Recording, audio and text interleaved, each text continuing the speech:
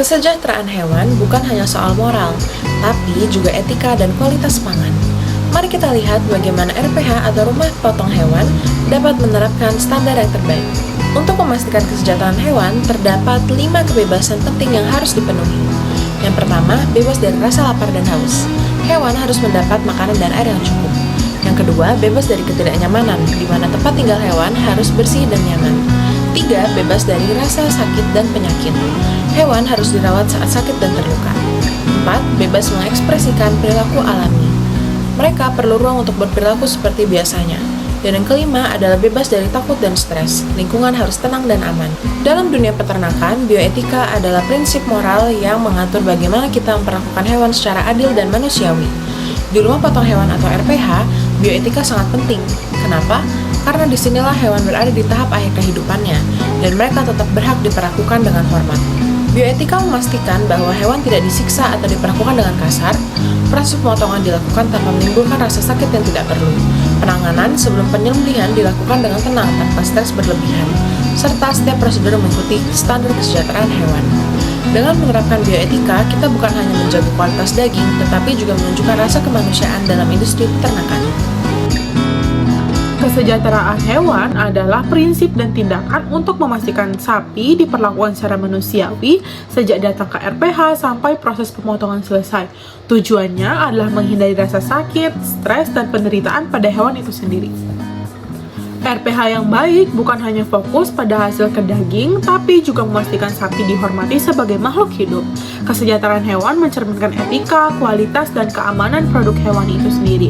Maka dari itu, sebuah RPH harus menyusun SOP kesejahteraan hewan di rumah potong hewan itu biasanya dimulai dari tahap antemortem atau pemeriksaan awal oleh dokter hewan untuk memastikan sapi yang akan dipotong dalam kondisi sehat dan layak dikonsumsi. Tentunya sapi tidak cacat.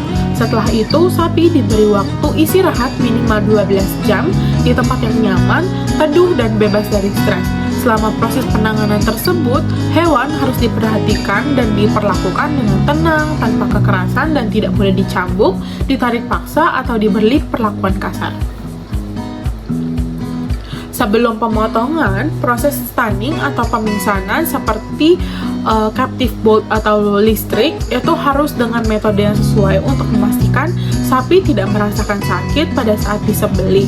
Setelah sapi sudah pingsan, maka petugas terlatih akan menyembelih sapi, yaitu contohnya adalah juru sembelih halal yang berpengalaman dengan menggunakan alat tajam dengan 1 kali sayatan di leher sesuai dengan syariat Islam dan ketentuan teknis dari RPH itu sendiri.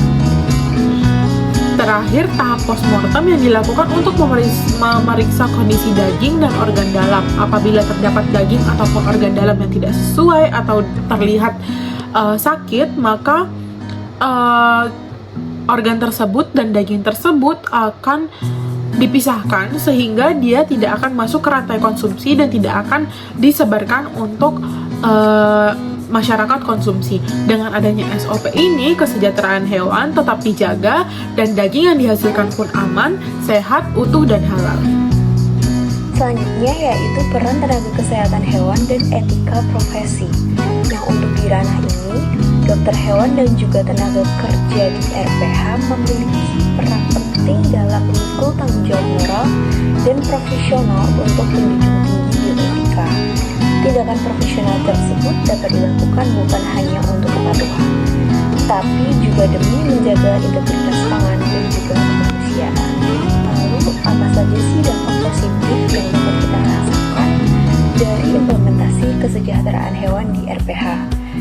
Salah satu dan yang paling utama yaitu kualitas dagingnya menjadi lebih baik, lebih segar, dan juga lebih sehat. Maka dari itu, kepercayaan masyarakat pun juga meningkat, serta dapat menambah nilai untuk ekspor dan juga sertifikat halal. Nah, jadi penggunaan biometrika ini sendiri itu dapat mendorong sistem pemotongan yang lebih efisien dan juga etis untuk hewan. Lalu juga teknologi ini itu kan memanfaatkan parameter biologis dan juga fisiologis teknologi seperti suhu, detak jantung, ekspresi wajah, dan juga perilaku hewan. Lalu biometrik ini memungkinkan untuk kita melakukan evaluasi kondisi hewan secara lebih akurat sebelum dan juga setelah pemotongan. Nah, untuk penggunaan teknologi ini juga dapat mengurangi stres dari hewan dan juga rasa sakit pada hewan. Lalu prosedur stunning itu menjadi lebih efektif dengan pemantauan dari si biometrik ini sendiri. Lalu untuk tantangan penerapan meliputi keterbatasan infrastruktur dan juga biaya yang tinggi. Dan yang terakhir, kurangnya penelitian mengenai SDM dan juga belum jelasnya regulasi juga menghambat implementasi dari biometrika sendiri.